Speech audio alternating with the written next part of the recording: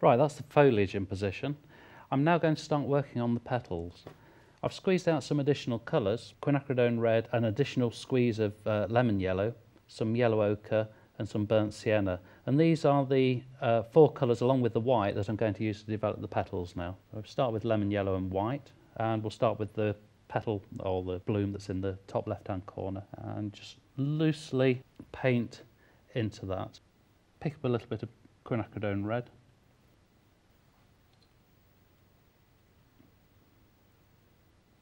If you find that it's going a little transparent and you're starting to see a bit of the area that you don't want to see of the underpainting, just add a little bit of white. The white of the acrylic is very opaque, and that will allow you to just cover areas that you don't want to show through.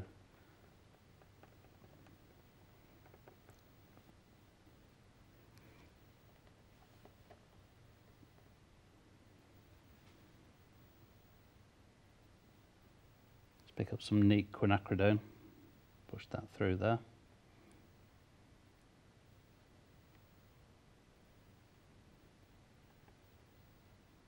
As I said earlier on, the light's sort of coming this direction, so if we put slightly lighter tones on the right-hand side of the flower blooms, and then compensate by adding darks to the other side. So I'm adding a little bit of burnt sienna onto this side. When you're darkening flower blooms, you're often better trying to choose colours that are similar on the colour wheel. So burnt sienna is really a dull red, and you're far better using that than, say, a blue, because once you start adding blues, they can go just a little bit flat and uninteresting. So that's that one done. Start to work our way down the painting now. We've got this nice bloom heaping up over the back. I'm just picking up little bits of lemon yellow and little bits of quinacridone and little bits of white. Not spending ages mixing them in the palette, but just flicking those into the painting. Trying to work quite quickly as well, so that we get some nice strokes occurring. You often find when you apply the strokes quite quickly, you get more interesting things happening than if you try and paint very carefully and precisely. Push some darks in there, and then we move over to this bud that's only partially open. A nice bit of light on that side. And then start to go in with reds. I've been a bit clumsy with that leaf, so if I put some stronger red over the top of that, that'll just make it go behind the bloom. Now this one that's facing us, I'm going to paint that in this sort of spiral action. So I'm using the brush, chisel end of the brush, to describe the way the flower is actually growing and facing towards us.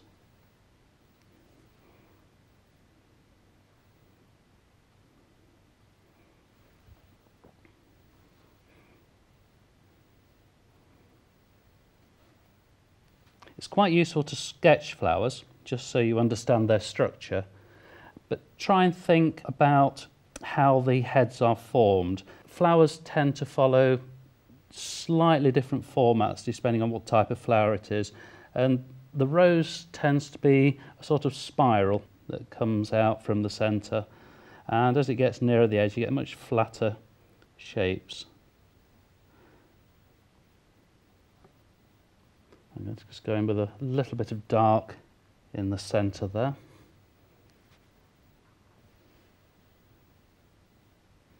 And just a few highlights.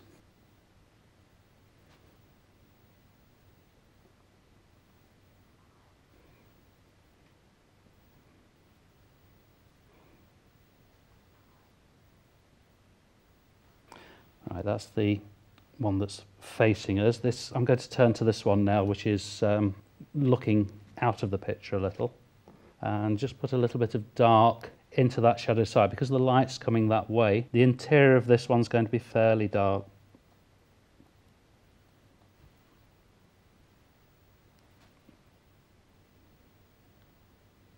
And again, using the chisel edge of the brush just to start to describe the formation of the flower. Carefully washing my brush out because I don't want these blues to start corrupting the purer yellows and reds and ochres that we're using to construct the rest of the flower with.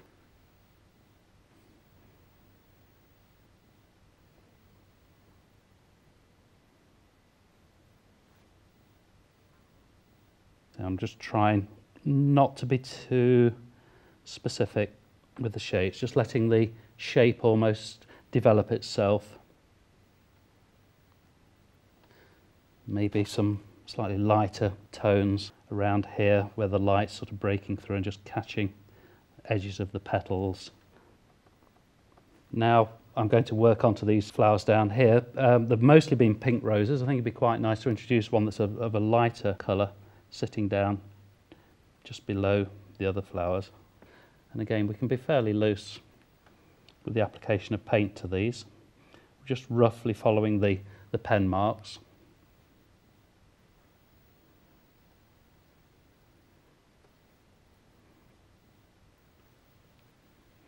And then pick a bit of burnt sienna up and push that in.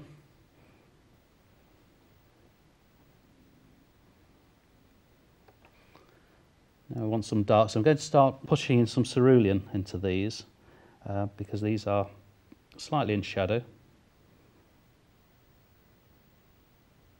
Maybe just a little flick of cerulean in that one as well.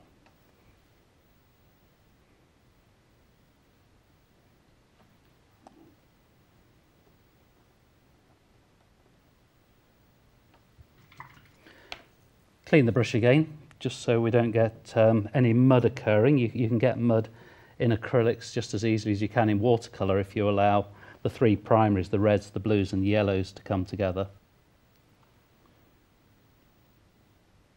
Just add a tiny bit more information onto this one.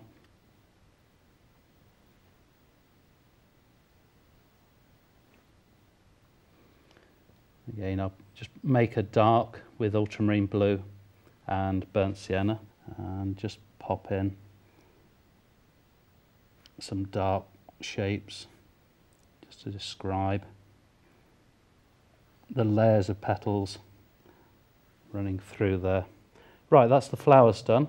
What I'm going to do now is work back into the background with some blues to start to pull out some of the leaf shapes that I've roughly painted in previously. Going back to my palette, I'm going to start using the cerulean blue and white. I'm going to use that to sculpt out some of the petal shapes and the leaf shapes. I'm actually mixing this colour slightly lighter than the one I did previously. It just makes everything stand out that little bit more, and surprisingly you don't always notice that the colour's been mixed lighter. I often do this when I paint trees, when I put the sky holes in trees. I make the blue a little lighter and it just gives it that bit of extra sparkle. And we can use this to create stems and other little patterns that could be showing through the leaves.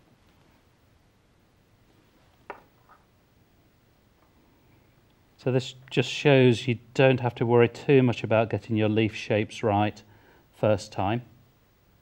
You can always go back and just cut in to those edges and just get those shapes into a more satisfactory form.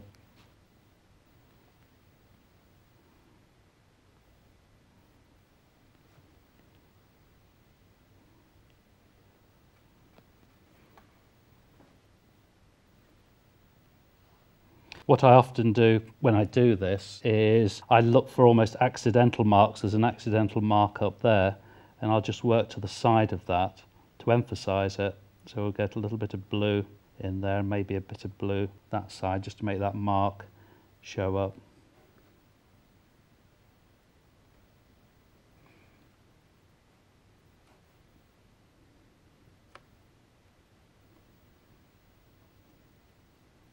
Right, I'm going to drop down a brush size now. I'm going to get this round size 8 nylon brush. I'm going to introduce a little bit of black as well. This helps to darken down the greens quite nicely and also gives us that extra bit of tonal contrast. So we'll just get in one or two finer stems. I need to add a little bit more water at this stage to make that paint flow.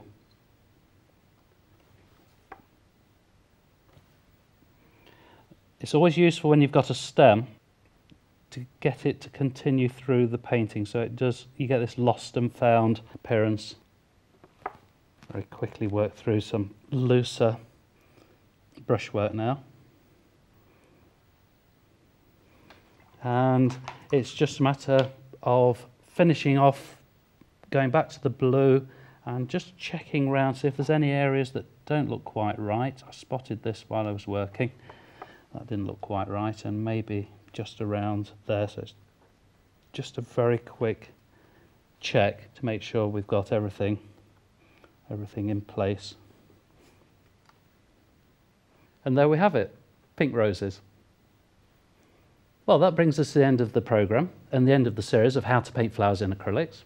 I hope you've enjoyed it, and I hope it encourages you to have a go too. It's a really wonderful way of working. You'll be surprised at some of the super results you'll get. So, see you next time.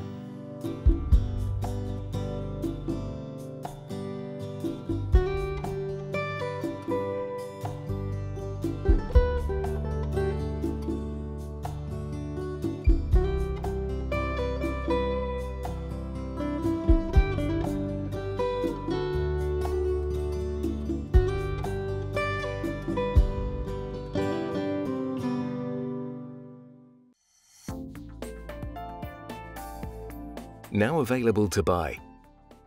Try these techniques at home whenever you wish.